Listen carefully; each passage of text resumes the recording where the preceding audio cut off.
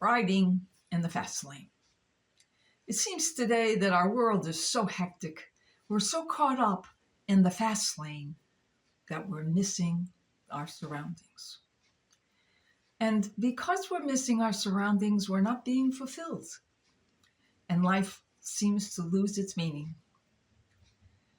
And sometimes we're being given signs and symbols all around us to show us the right way, the way to carry on our life as we should in order to become the most perfect person we can become.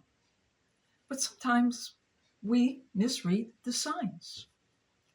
Oh, there's a story of a woman and her three friends went out for a drive one day, and they were driving down the turnpike, and all of a sudden they noticed the red lights behind them and an officer signaling them to go to the side. So the woman obeyed, and she drove her car to the side, and she lowered her window, and the officer came up to her and said, "Ma'am, you're going too slow.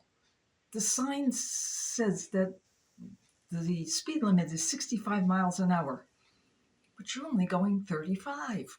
You're a danger on this road."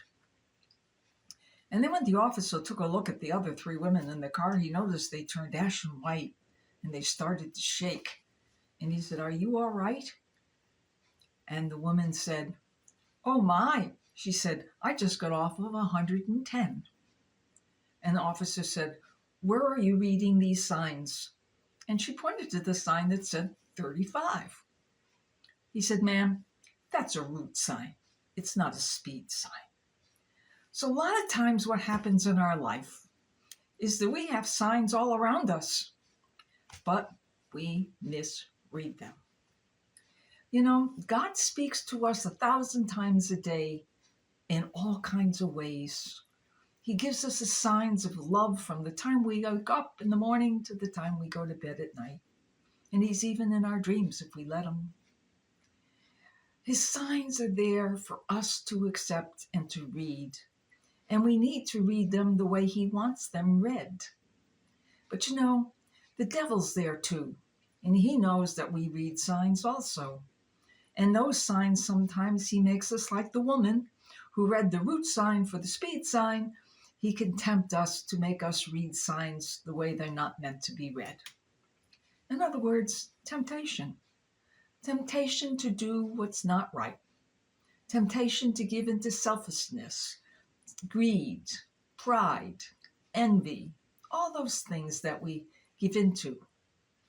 Yes, the devil also gives us signs. And the question is, how do we interpret them? And if we rely on the gifts of the Holy Spirit, we can be assured that we will at least have more guidance in reading those signs. Those signs are there to give us the way to eternity.